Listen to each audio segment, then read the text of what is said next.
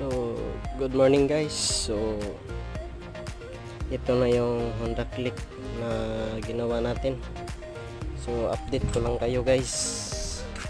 So, ito na guys, nabuo na natin yung makina guys. Kabit na natin.